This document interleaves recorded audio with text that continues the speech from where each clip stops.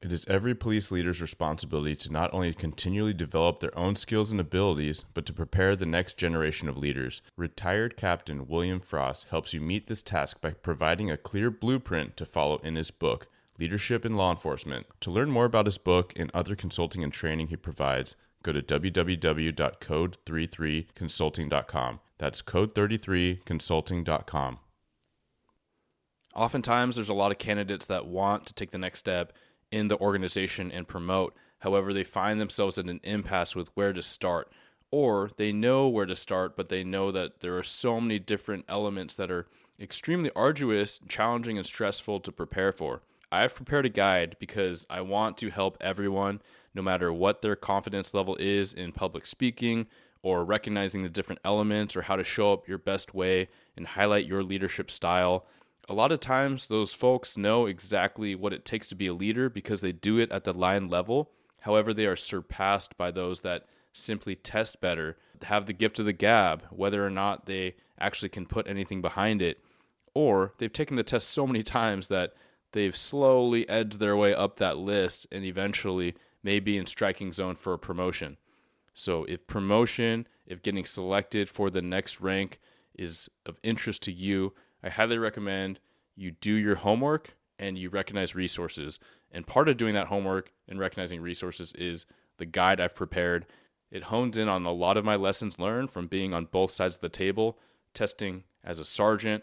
And although I got the nod in the first round, when I looked at the notes, there were a lot of things I misunderstood. There were a lot of things where I didn't present my best way.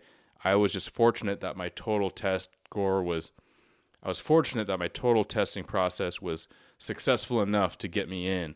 And then for commander, doing that internal process and external process, seeing some dramatic differences, coming out on top of both processes. However, learning again, when I looked at the notes, there was so much that I left on the table or so much that I misrepresented myself or I didn't convey what I had intended to the assessor. So with all those lessons learned, breaking down the common test components, and also, arguably more importantly, how you identify, define, and prepare your own leadership philosophy that you can not only take into the test, but you can take into your day-to-day interactions with your team, your peers, your subordinates, and your leaders, right? Because leading up is a critical part of organizational development and culture as well. So for more on the guide, you can find it at bluegritwellness.com. That's the promotional guide at bluegritwellness.com/shop. And whether or not you are looking to promote, we all know those people that should be taking the next test that we keep nudging. And those people need to be empowered. They need to find confidence. And a lot of that can come from you just giving them that nod, giving them that support, that encouragement, and telling them where to find the guide.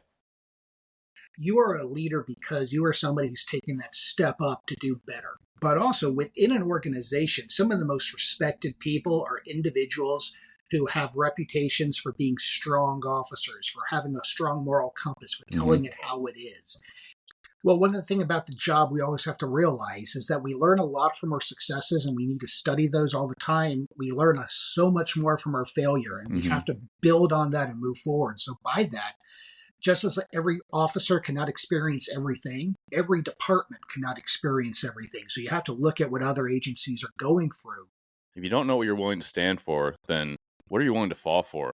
And what we're seeing right now is a lot of leadership failures in many organizations throughout. And one of the big ones that are occurring right now is at the San Mateo County Sheriff's Office. Welcome to Blue Grit Radio, the podcast that explores making better cops for a better community.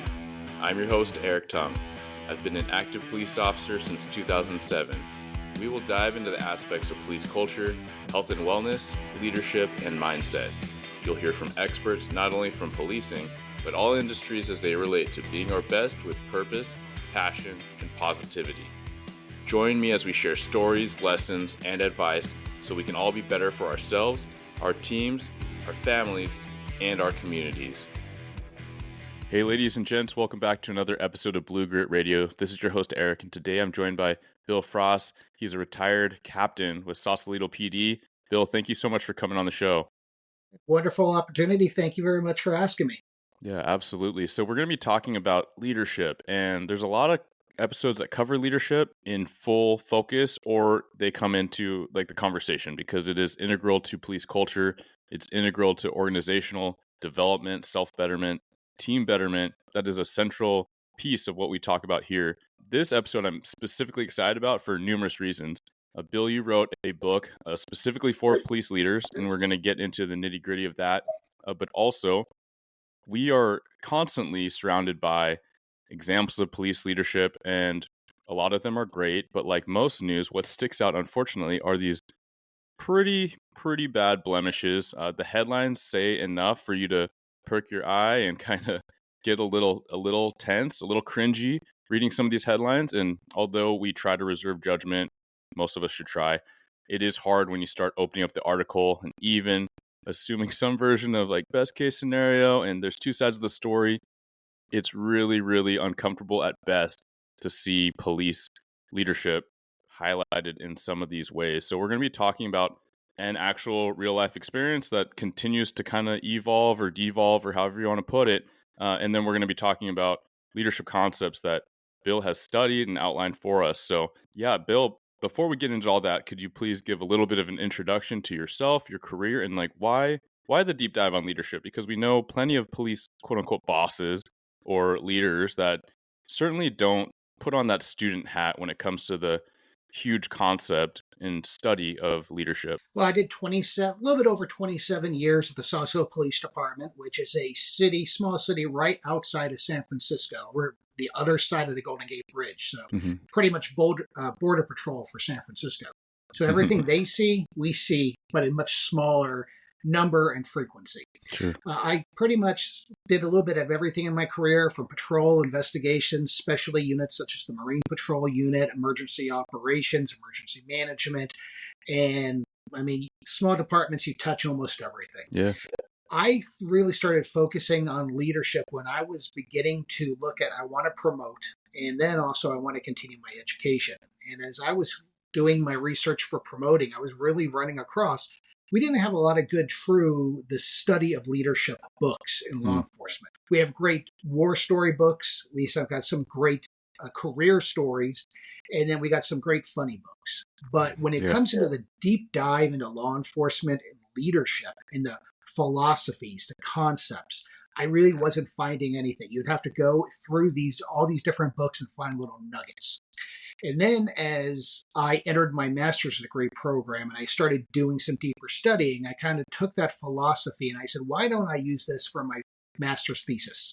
And at the same time, I ran across a couple of great books written by a military author, Edward Brewer, who studied true concepts of leadership in all branches of the military. He interviewed 3- and 4-star generals or admirals from every branch and came up with philosophies for each of the branches, where it comes into how character plays, moral imperative, and would find top key traits that leaders needed and how they were displayed and how we could develop these in the future leaders. And I ran across that and I said, this is something that law enforcement really should have.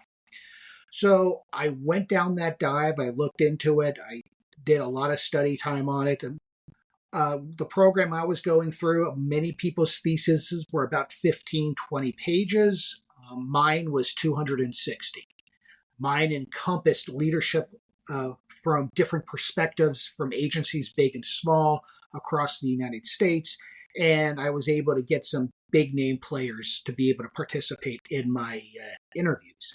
So once I got that published, I kind of kept it on my desk for a while, thinking, well, maybe I will one day turn it into a book. And then after I promoted to lieutenant, after I went to the National Academy, I said, we're putting out a lot of stuff about leadership, but it's still the same focus I'm seeing over and over again. We're not getting into the philosophy and what is true leadership and what can we do to develop it.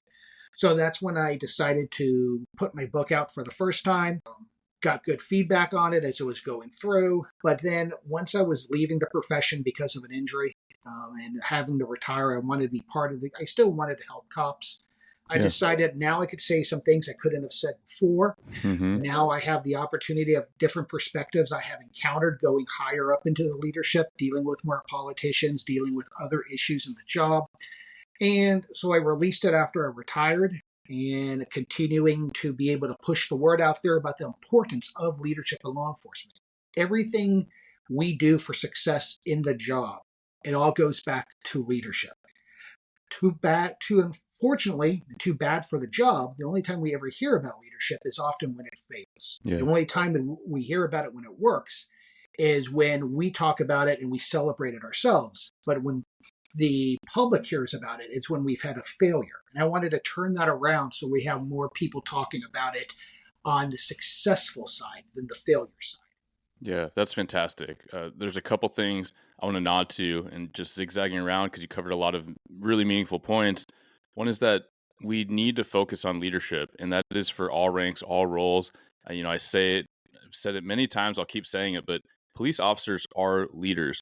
If you're in the academy, you're a leader. You're already stepping up in a way that a lot of common folk don't want to, or they're not willing to, or they can't, or they appreciate you, but it's not their thing. And that's all fine. And I'm not trying to elevate us as people, as a role, but you are stepping up for this higher responsibility, this higher moral compass and application thereof, hopefully.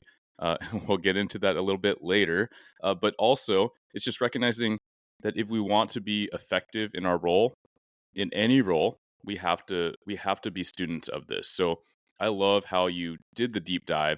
You recognized a hole, a problem, and then an opportunity, and you've done that work, and you continue to do that work. Another piece that you mentioned is in retirement, you're able to say things in a different light that you couldn't as an active police officer. We all recognize there is that layer of that, so I think that is very meaningful as well, right? If we're going to get better, we have to have some uncomfortable conversations, and there's a lot of people that don't like when cops, even active cops, just say that, hey, this wasn't great.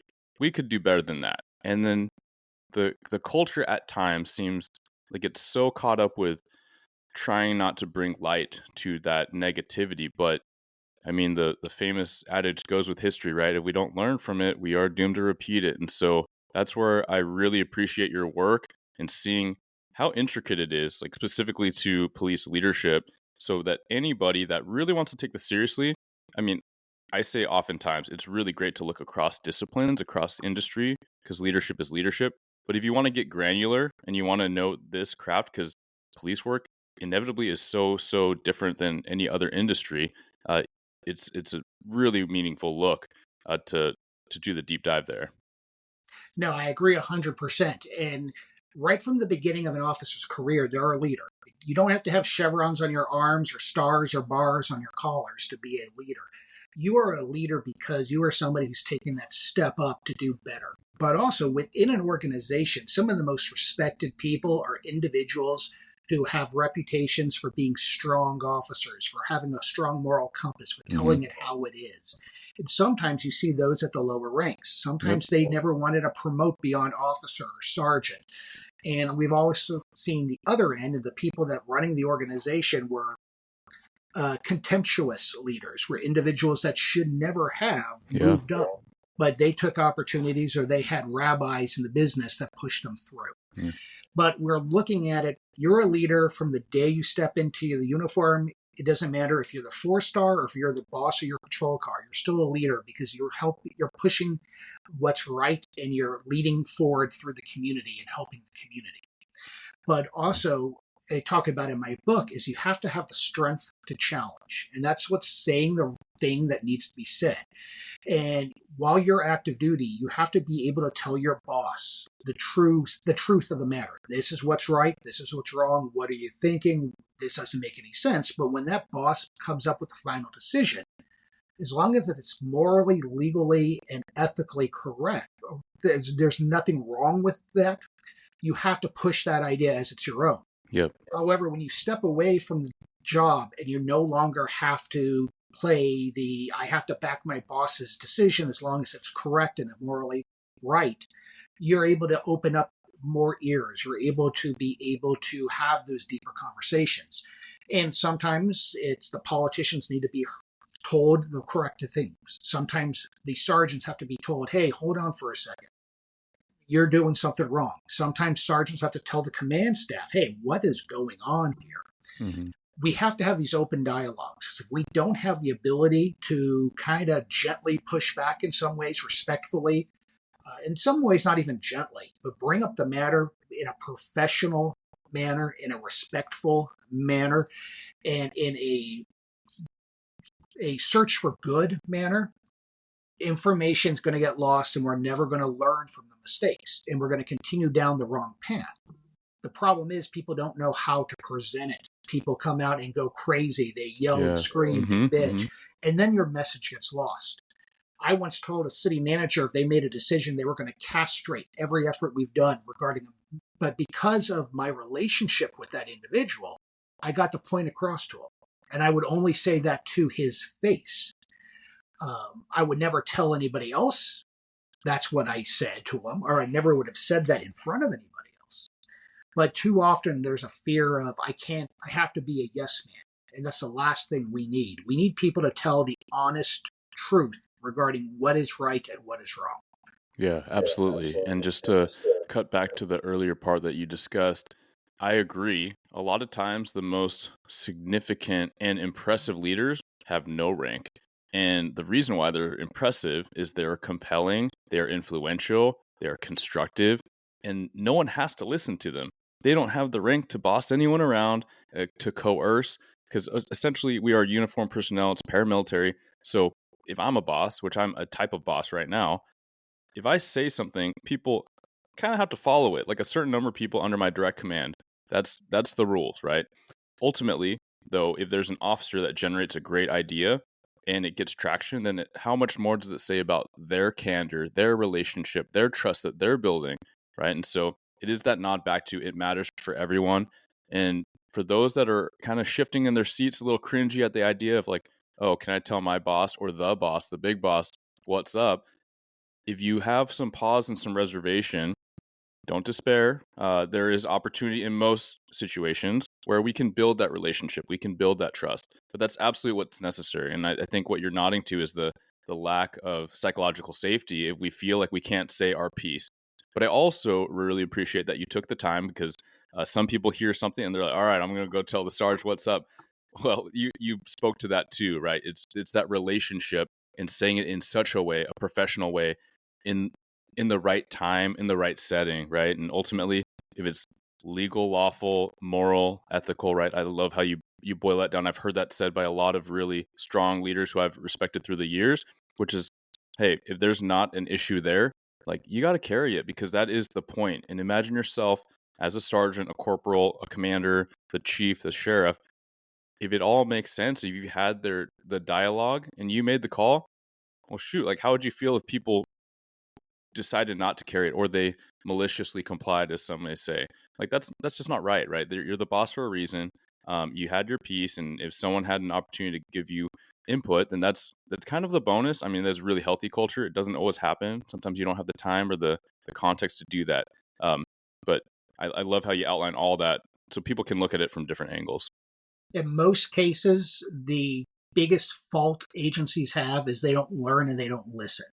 And it's up to the department's top leadership to create that environment that empowers their secondary management, that empowers their street supervisors, and empowers their officers to be able to have discussions, to be able to talk and think critically on matters, and be able to have that openness. And that all starts by the leadership of the organization engaging people in day-to-day interactions, communicating openly with people, developing trust and respect. We're not all going to be friends with everybody. We're not all going to get along with everybody, but we can still treat each other with respect and listen. And there are going to be times you're going to tell people things they do not want to hear, or you're going to ask them to do things they don't want to do. And yes, we are paramilitary. It's as long as the order is lawful and ethical, you have to follow it. But you want to, and you're in emergencies, you can't have this, let's debate out here on the street. Yeah, absolutely.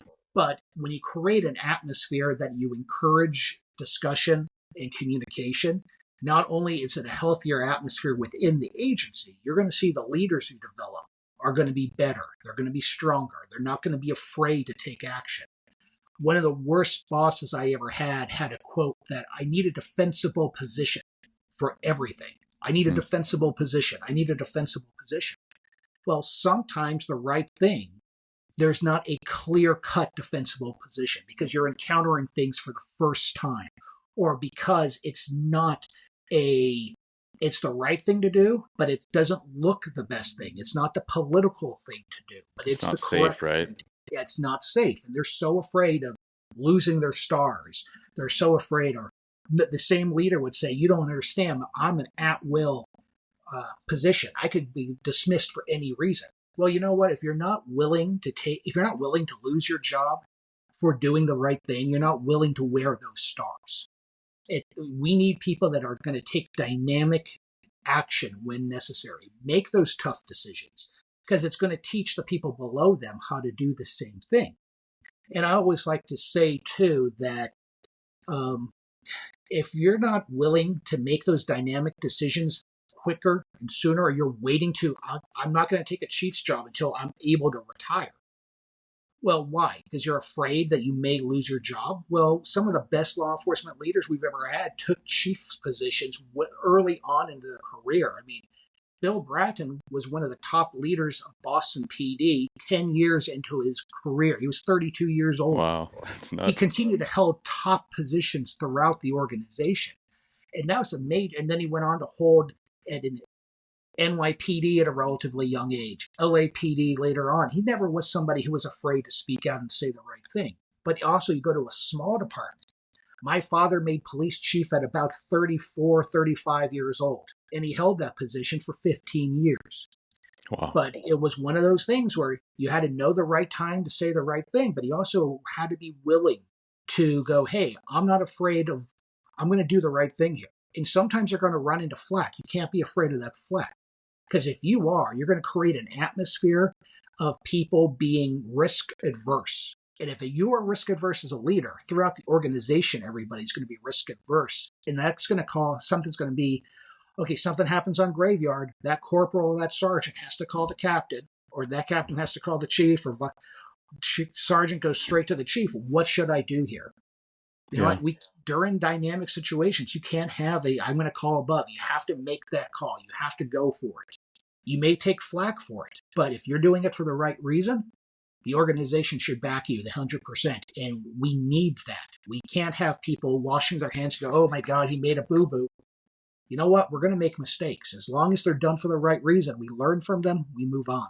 Yeah, absolutely. I mean, that tone, that culture trickles down from every leader, right? So, sergeant, it trickles down to their crew, to their patrol squad, and so on, right? And we all know that like, dislike, apathetic, whatever the thing is with whatever boss you're visualizing, like there is an impression, good, bad, in the middle, that does permeate through who they influence, who they're officially the boss of, right? So we have to be mindful of that. I like where you started in that last comment, which was essentially like the paraphrase, and there's a lot of ways this has been quoted or covered, but if you don't know what you're willing to stand for, then what are you willing to fall for? And it's oftentimes like a lot. So, and we're going to get into a little teaser to principle-based leadership further in, but for those that have been waiting, they're kind of curious, what is this recent, this topic or this, dare I say, scandal that we're going to be talking about? And Bill, do you want to walk us into that? It's much closer to you, but I have certainly been reading the headlines, and it's enough that, I try to stay up on police news, and because it all affects our culture, and what do we learn from it? Like, how do we navigate our organizations, our own personal wellness, the shifting tides, if you would. But yeah, it's something that I've been paying attention to, and I will say that there's a lot of information. So I have not done the deep dive. There's a lot behind the wallpaper there. But yeah, if you want to take it away, Bill. Well, one of the things about the job we always have to realize is that we learn a lot from our successes, and we need to study those all the time. We learn so much more from our failure, and we have to build on that and move forward. So by that, just as every officer cannot experience everything, every department cannot experience everything. So you have to look at what other agencies are going through to get a knowledge base. So when your agency kind of suffers the same thing or somewhat related thing, you kind of have a game plan to move forward. And what we're seeing right now is a lot of leadership failures in many organizations throughout the United States, from small towns to large towns, from city municipalities to sheriff's office. And one of the big ones that are occurring right now is at the San Mateo County Sheriff's Office, where there has been I would say it's a scandal, and it is showing a when a toxic environment enters your police agency, how corruptive that is and how that just destroys. And currently, the sheriff of that San Mateo County was a captain, was elected sheriff only 2 years ago, and came in on the reform movement. We're going to change everything. We're going to get rid of the good old boys. We're going to make this organization different. And once they get in there, you found out that this reform sheriff is as corrupt and as toxic as any of the good old boys ever were, from the worst case scenarios we heard of in the backwood police departments in some place. They practice favoritism. They go through threatening behaviors. People are afraid they're going to get, I just lost the word, they're going to get retaliated. That's the word. It slipped over my head. They're going to be retaliated against if they speak out or if they have an opinion other than what is being pushed down. You have the Deputy Sheriff's Association speaking out of concerns, and then all of a sudden their president gets arrested on the same day a report comes out that's critical of the sheriff. The sheriff has this individual arrested for financial crimes. It's like, whoa, hold on for a second. And then a month later, the district attorney comes out standing right next to this deputy and saying this person committed no wrong. Wow. There was no evidence whatsoever. Well, the corruption occurs because you have a sheriff who brings in an individual they have a very tight personal relationship with. Well, neither one has ever said a romantic involvement. They have been caught kissing in their office. They've gone to Hawaii together. The chief of staff bought the sheriff a $5,000 pair of boots, gave the sheriff $12,000 to buy an $11,000 pair of earrings. This chief of staff holds once was a level 1 reserve officer who's now making decisions and looking at things, and they're overriding the undersheriff and the assistant sheriff. And it's so toxic that you've actually seen the one assistant sheriff get fired only for the fact that they talked to an investigator who was sanctioned by the county to conduct an investigation.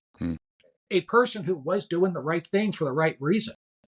You have a high-profile undersheriff who was a totally very successful police chief at a neighboring agency who comes on to be the sheriff's undersheriff as they're going to bring this regime of change in, who resigns because they're not being listened to, because this chief of staff is making mandates and pushing agendas and leading toxically, forces the undersheriff to resign. You have deputies. There's been 104 people leave that organization since the sheriff took over. Most of them not even close to being able to retire. You have sworn officers as well as professional staff being retaliated against, being called names, all kinds of things. And it's anytime somebody has a different view or being punished because they backed the former sheriff in the election. And as they go deep diver, I mean, everything, this is how distrustful they are because of this toxic environment. You had the Deputy Sheriff's Association come out with a vote of no confidence. The Sergeants Association come out with a vote of no confidence. The lieutenants come out with a vote of no confidence. All 5 captains come up with a vote of no confidence. The Board of Supervisors come up with a vote of no confidence. Wow. And 2 contract cities, their league governments, have come up with a vote of no confidence. I've seen a lot of votes of no confidence before, but I've never seen one that widespread covering almost every rank. And the sheriff keeps on going, this is a witch hunt. This is the good old boys network. Well, most of the people that are coming up with these complaints and are airing these issues are people you brought in. This is not if this is a grand conspiracy to take the sheriff out, it's the greatest conspiracy since the Kennedy assassination. I mean, it's like this, you can't make this stuff up. And it's just going on, and the communities are feeling what's going on here. How do you have your deputies, your sergeants, your lieutenants, your captains feel like they could even make a decision without the fear of something's going to go down. I mean, one captain resigned because he was ordered to arrest the deputy sheriff for this embezzlement charge. And he goes, no, I refuse. I'm resigning. I mean, when your own command, when your captain's level starts saying, we're going to vote a no confidence against the only person who's basically hanging by this is the chief of staff, who they have a romantic relationship with, as well as the new undersheriff, who their behavior has been questioned by numerous people as well. And the individual who came out, who wrote this 400-page report that goes into all the complaints that were made against the sheriff and against their chief of staff, who was never given that title but claimed it himself, and who was a donator to the sheriff's campaign. You'll look at that. This person who after so many complaints came in of harassing behavior, unethical behavior, they hired a retired Superior Court judge who is not a police crony. In some ways, it's somebody who's been calling for police reform for years. Sure. Who's a person who is not it's not a big police supporter. This is one of those people that were calling for police reform in 2016, 2020. We have to change everything. And they're coming out saying, this apple cart is rotten here. Mm-hmm.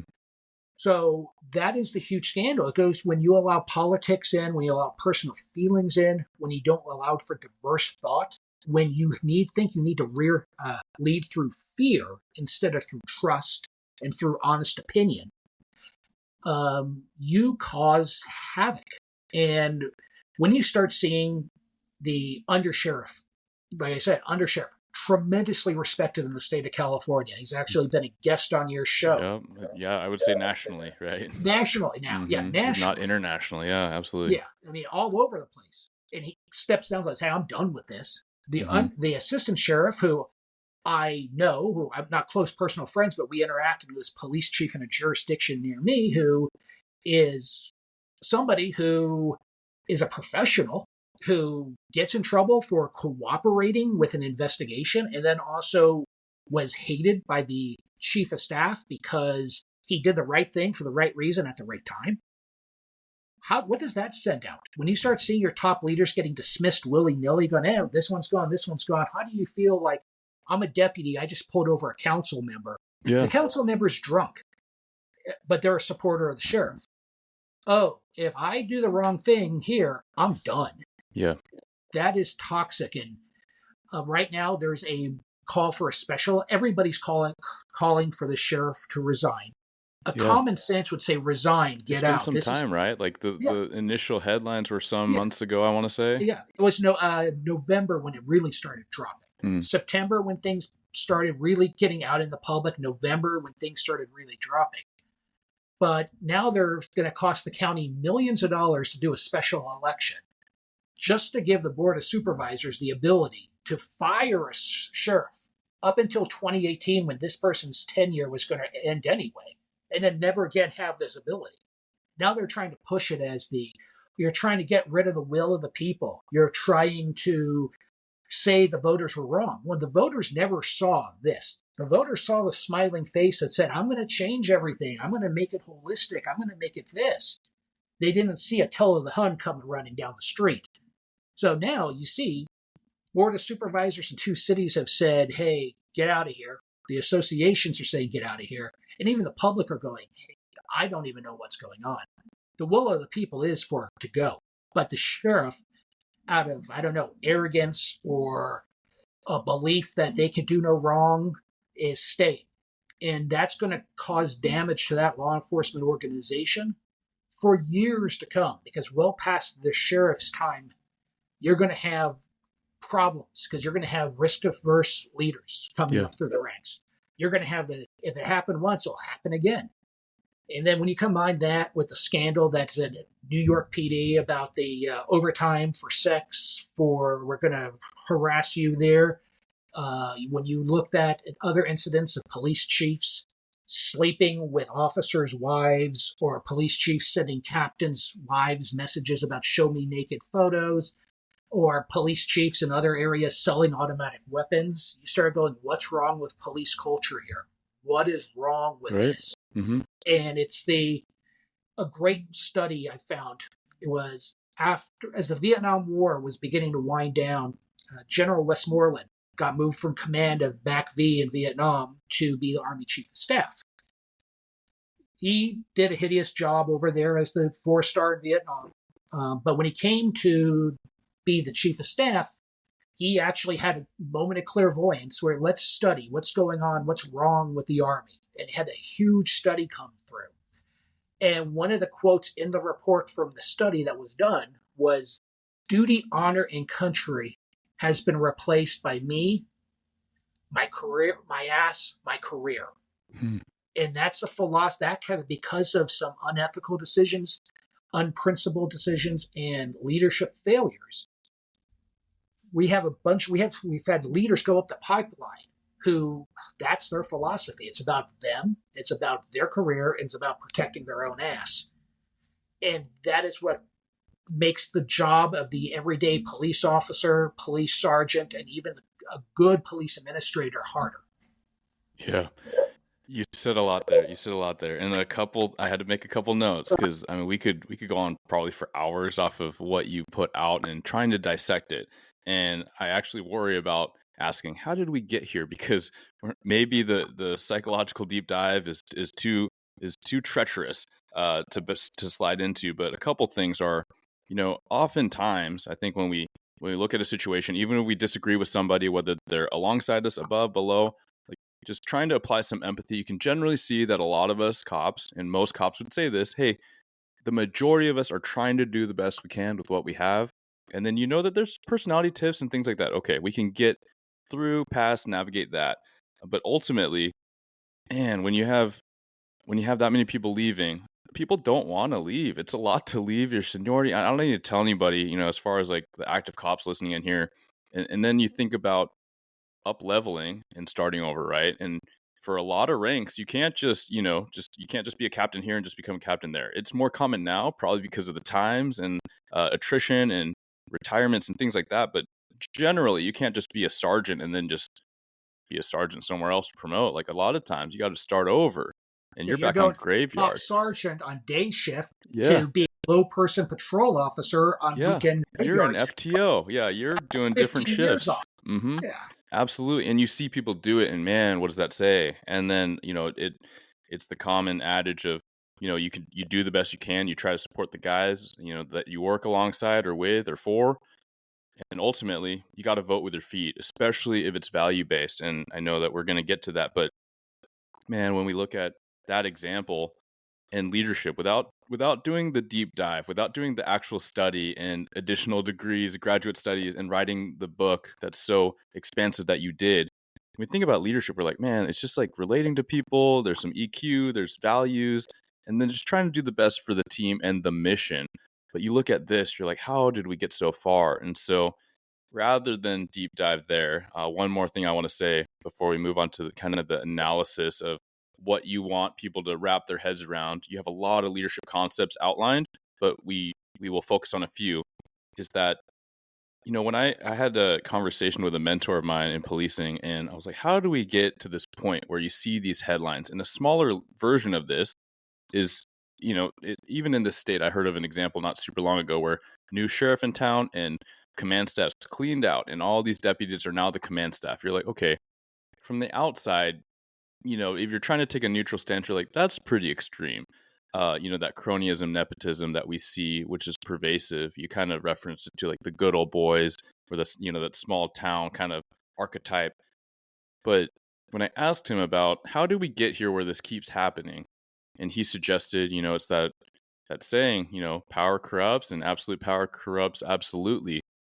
And it seems so strange. I'm wondering your thoughts on this. Is as you up level in policing, I could see how historically, traditionally, that is so much power. But I perceive that as you up level, it's so much susceptibility to scrutiny and misstepping, or as you pointed out, making an informed decision and making the best decision you could because you had to make one, but then being picked apart and being, at will, being fired. So I actually think it appears to be so precarious as I kind of sit in the middle.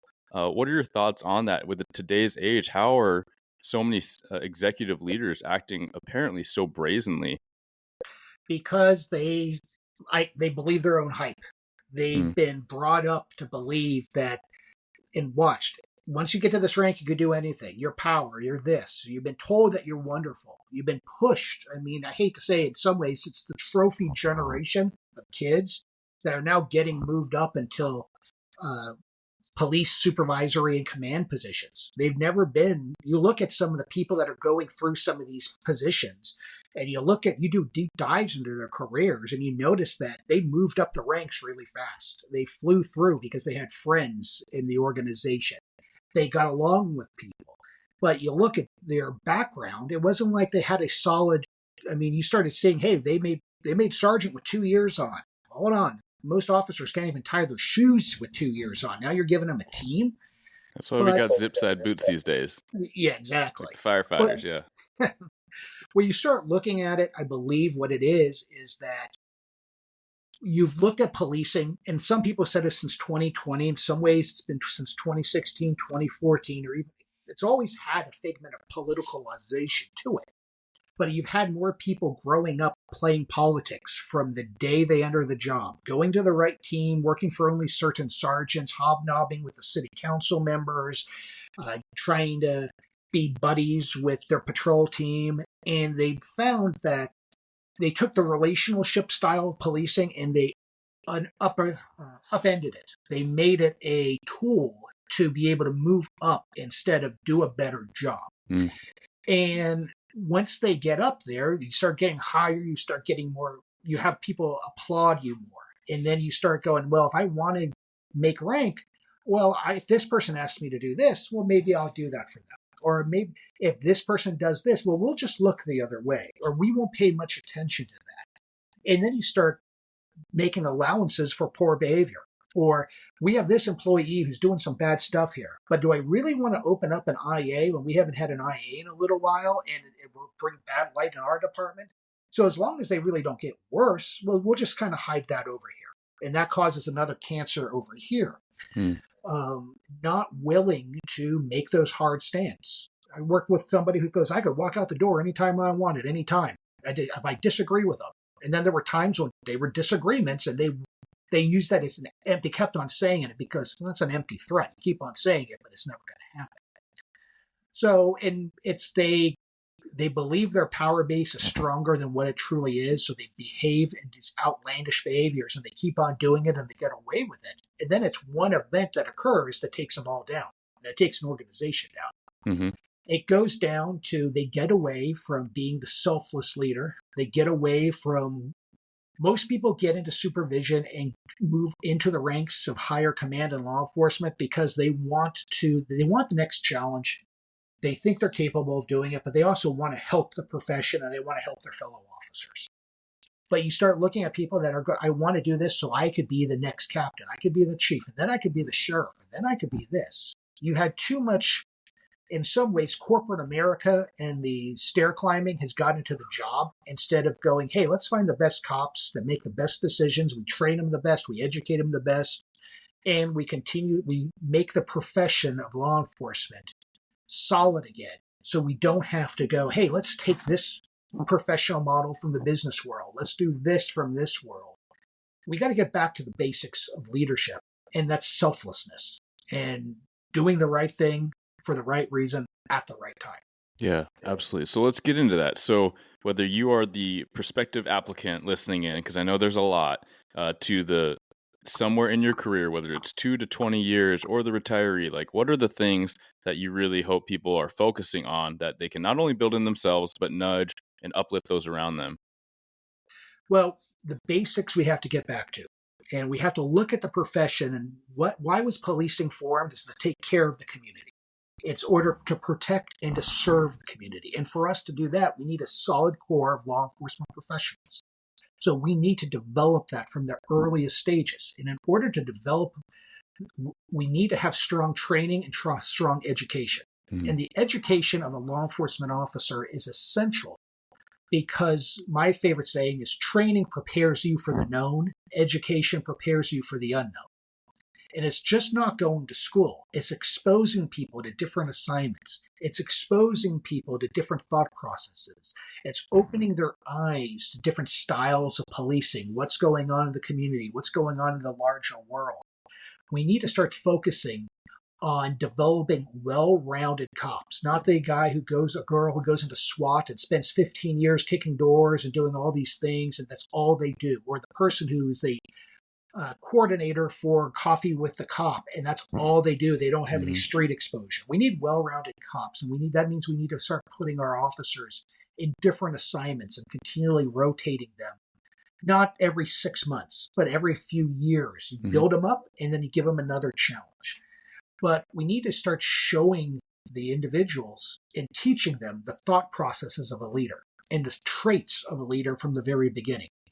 And the main focus is installing in every person who puts on a blue suit or a tan suit is you need to do the right thing for the right reason and at the right time. That's principle-based leadership. And you do that by following certain traits, being selfless in action, taking mentoring as a key thing, with being willing to be mentored, but also then offering mentorship. We need to focus on decision making. We need to focus, like I said, on education, both the formal, the book learning, because that's going to help you later on in life if you move into admin, or it's going to expose you to so many different diverse viewpoints that may help you dealing with different aspects of the community, but also the informal, the encouraging people to be well-read, encouraging people to study history, encouraging people to study on their own, read police periodicals, read biographies, go to conferences, have informal discussions with your officers about different topics other than police. You got to start looking at interpersonal skills, the ability to communicate effectively. When is a good time to communicate via email, or when should I be talking to people face to face? How do I interact with people? My attitude, my ability to, am I having a bad day? And if I'm having a bad day, is that going to cause everybody else gripe? Then we want to look at fairness. And the people go, well, what is fairness? Well, fairness is different things to different people. But the key thing about fairness is having a standard and being consistent. And realizing that, hey, you know what? Everybody is different. So possible punishments may be different for different violations, and people get selected for different things, but being transparent, having standards, holding people accountable, that's going to change with different atmospheres. Yeah. And also being a team builder, working with each other. Now, it's not just you. It's just not your patrol team. It's a division. It's the department. It's the city's organization. It's the community. Fostering relationships of trust and respect. And that goes back to interpersonal relations as well. Having the ability to, and the strength to challenge, like we talked about. Being able to say the hard truth, but being able to do it in such a way that it's accepted. Embracing change. Law enforcement is like the world. We're continuing to evolve. We're continuing to move. We can't be stuck with the same things that we've used because certain things stop working. We got to be willing to change. We never compromise our standards. We never compromise what's right. We never do things we don't change for the sake of changing, but we look and go, you know what? Let's try this. If it doesn't work, we'll can it. But if it does work, let's move forward. We have to be open to different things. When I first started, we didn't have an MDC in the car. Now, I'm consulting for a company that allows software, uses artificial intelligence software to write police reports. Yeah. And a lot of people go, oh, I don't like that. It's scary. Well, was it scary when you had your first MDC? Was it scary when other things happened? You thought the MDC was going to take away dispatch, and you didn't want that, not having that tie. Yeah. They work in harmony with each other. Yeah. When my dad first walked a beat, he didn't have a portable radio. When he said I'm on foot, he had no radio. That's change. You have to embrace what's happening, because if you don't, the profession's going to pass you by and nobody's going to listen to you. Yeah, absolutely. So those are some of the traits I talk about in my book. It's getting us back to the basics. It's doing the right selflessness, doing the right thing for the right reason. When I first made sergeant, my chief looked at me and said, it's no longer about you, it's what you could do for others. And then later on, after a bad chief came to our organization, caused all kind of havoc, they got rid of that chief. And they brought the chief back. who promoted me to sergeant. And we went through a promotional round, and I got promoted to lieutenant. And then he once again said, Bill, I told you it was no longer about you. It's about what you could do for others. Now it's really no longer about you. And that really hammered in my head. And he goes, I know you understand that, but we got to keep on. This is what we have to continue to hammer. So those, we need to make sure we put others in our organization ahead of ourselves.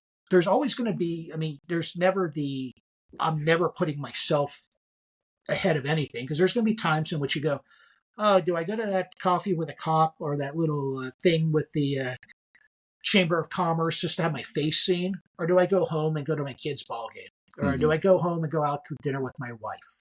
And you have to have work-life balance, but you have to remember work-life balance is different for everybody. Yep. Some people need more work. Some people need more home. Everybody is different. For me, I thrived on the job, but I knew I was neglecting stuff at home. But when I went on vacations and stuff, emails got pushed to the side. I didn't take my cell phone, stuff like that. I learned as I went through in my career.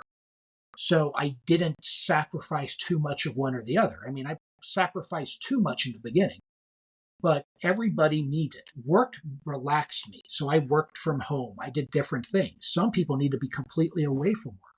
But some people go, you need work-life balance. Well, what is that? Everybody's different. You need to find what makes you happy and encourage what's going to do what makes other people happy. So it's the basics. It's common sense. We've gone away from common sense too often.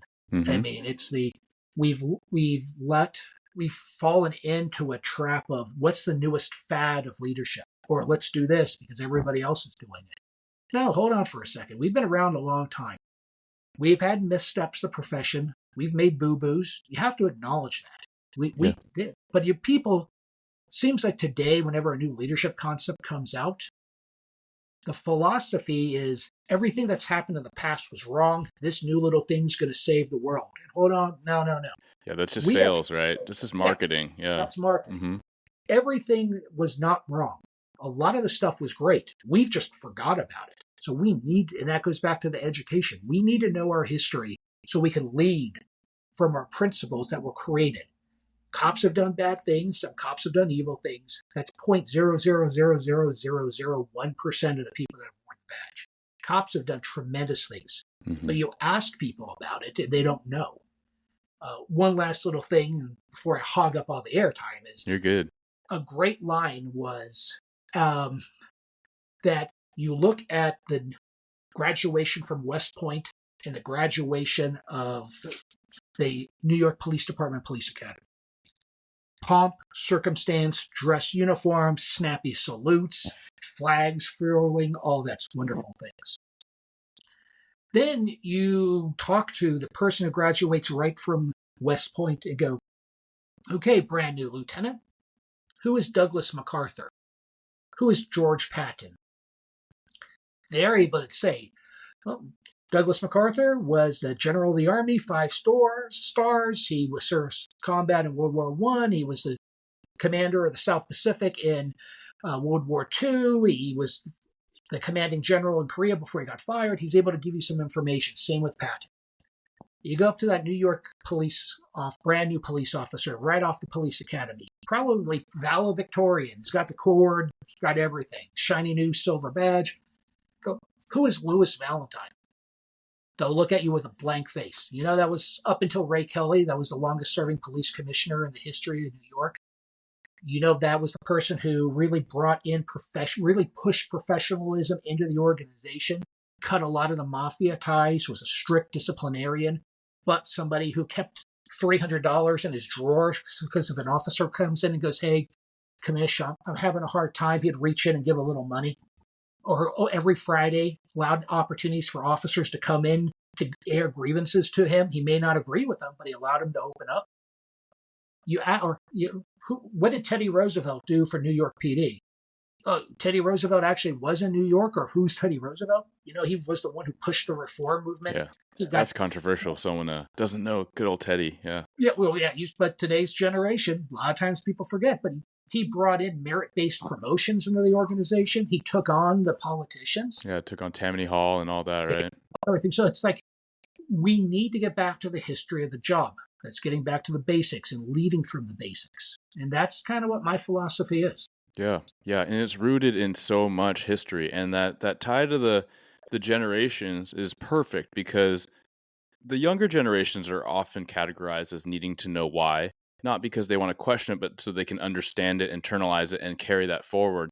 But it's not just the younger generations. It's Gen X. It's the in between millennials like me, and then the Zs. Whatever they're coming out with, whatever name label. It's just human nature to know why. We're curious, and cops are even more self-selected to be curious, and we are so value driven that we want to know the why so we can align it with our own compass, right? Our own morals. So just explain that. And I like how you've outlined so much framework that can help everyone recognize, okay, we need to know the basics. We need to know the history. We need to know how we ended up here so we can continue to pivot and adapt because the world seems so much ever changing at a quicker and quicker pace. And we need to be nimble to that, right? So that's adaptive, nimble, police officers and minds and leadership framework.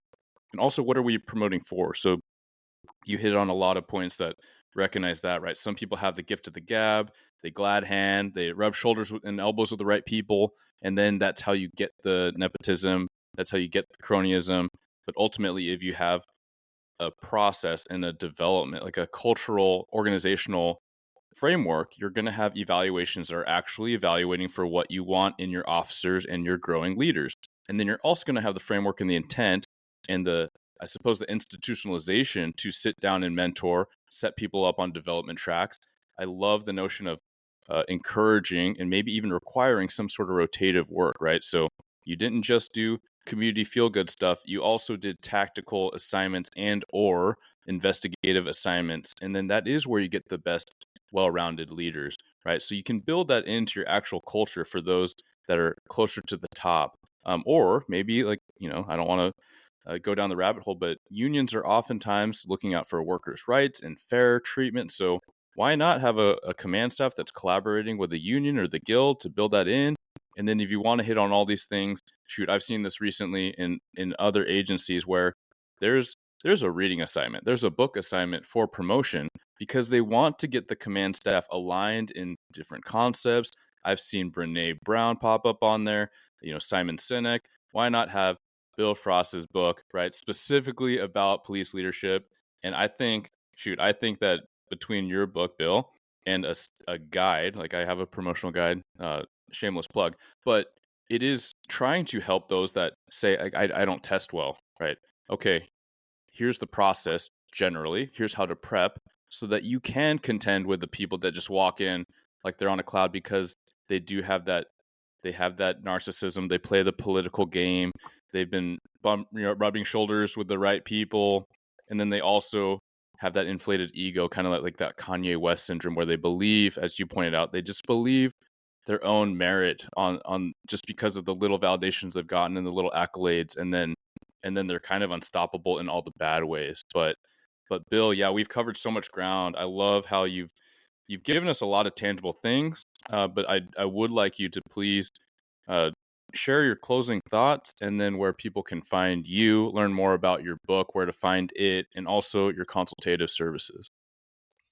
Well, for me, policing is a passion. It's my life's work. I loved every moment. I became a reserve officer when I was 19, and I continued on until when I walked out the door and had to retire because of my injury, my last active duty assignment was acting chief of police.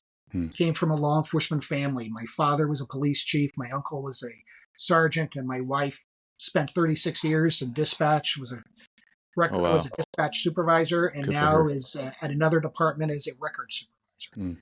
So it's a passion for me. It's a passion for my family. And I just want to see the best for the cops on the street as well as for the profession as a whole.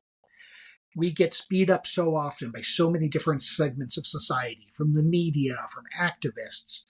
We don't need to be beating up on ourselves. We need to be promoting ourselves and helping ourselves and being there for each other. So that is where it's be proactive, go out there, do the job, don't back down from anything, but realize we got to be door kickers 1 second and counselors the next second. We got to be a gunfighter one moment and the delivering the baby the next moment. You have to be capable of doing all these things. And we have to stop away from being they only do this, they only do this. No, we have to be capable. Some people are going to be stronger in certain areas, but we need a force that's totally capable. And we need to be led by people that have an understanding of that and doesn't view their way or the highway. So for me, people could find me on LinkedIn. I'm very proactive on LinkedIn. I put out a lot of information. I talk a lot of different things that are going throughout law enforcement. I have a website, www.code33consulting.com, that you can order my book there. You can find out the types of consulting services I provide, from administrative investigations to training program development to maritime or harbor law enforcement development, to you name it, we could do it for you, to our training programs where we train about leadership, press information, as well as development of officers and creating different programs in your different organization. I play a little bit on Instagram. I play a little bit on Facebook. I just put it out there. But you could find the book on Amazon. If you want a signed copy, go through my website. And the key thing I want everybody to realize is that when we entered this job, we were very enthusiastic. We thought we could change the world. As you go through the career, nobody gets out of your career a professional virgin. Good things are going to happen. Bad things are going to happen. You're going to be on the short end of the street and stick at times. It's the attitude you have that keeps you moving forward. If you become a professional victim, you will be that victim. Yes. If you're still somebody who stays proactive and still works hard, you're going to continue and have success. Not everybody is meant, nor should they, be chief of police. Not everybody is meant to be a captain or a lieutenant or a commander or a sergeant, or different people are meant for different things. If you work hard, you could be someone who makes a difference. And that's the key. A good cop is somebody, no matter what rank you are, we're cops. A 4-star and somebody who never promoted to even FTO. When you retire, you don't say, I'm a retired this. You say, I'm a retired cop. Yeah. We're all the same at the end. But the thing is, we're all the same throughout the entire career. Our goal is to make a difference for the right reason and to help people. And sometimes that's telling people what they don't need to hear. Sometimes that's getting rid of a bad cop. That's sometimes supporting a good cop. But if we're not there for each other during the good times, we're sure as hell not going to be for each other during the bad times. And that's when we're really the most needed.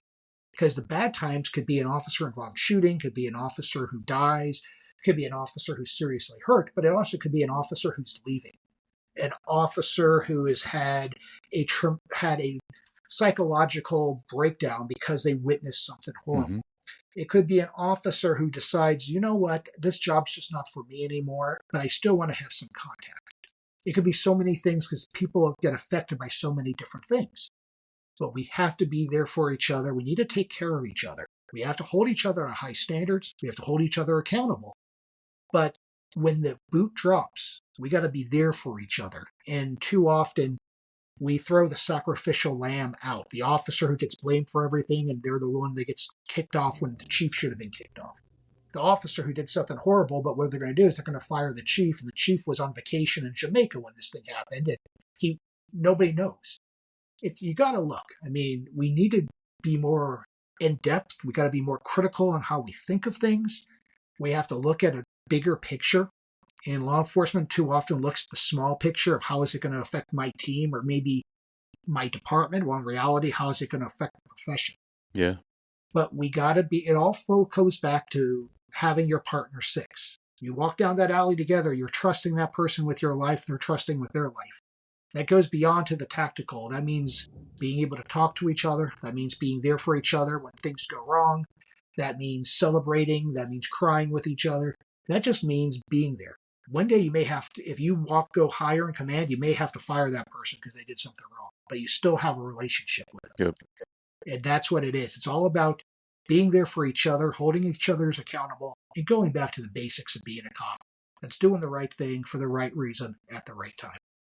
1000%. So well said, Bill. So well summarized. I want to thank you for your service, and I want to thank you for your continued service for the community at large, but specifically our industry, as you clearly give a dang, as I say, as I try to keep my words clean. But yes, thank you so much for sharing your time, your insight, and the book. And everyone needs to go check it out.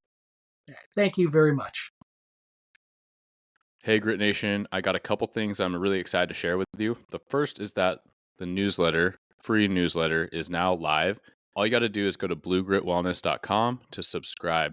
It is basically a summary of everything good and gritty for the week, including some exclusive content specifically on the newsletter. That'll include wellness information, nutrition, things that you ask, Q&A, as well as updates about Blue Grit, offerings, news, things that'll help you out.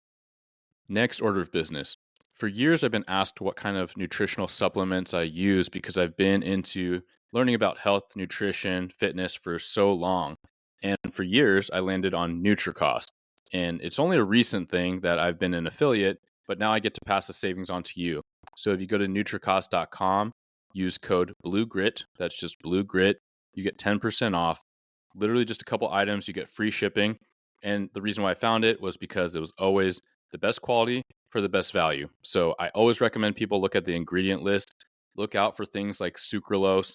It has the lowest amount of unnatural ingredients if you're looking for that kind of thing, whether it's your whey protein isolate, which I toggle on and off of, or organic vegan protein to cut down on different chemicals that I just generally like to avoid. It's not just protein, it's creatine, and minerals, vitamins, things like L-theanine and magnesium, which I use regularly to help my nervous system power down. It aids rest and recovery, promoting better sleep. So whatever it is, go to NutriCost.com and you can just enter the code BLUEGRIT to get your 10% off. Thank you for tuning into another episode of Blue Grit Radio. As always, support this community by subscribing, giving us a 5-star review, and following, liking, and sharing posts on Blue Grit Wellness on Instagram. You can reach me there or email me at bluegritwellness@gmail.com. Be well and stay gritty.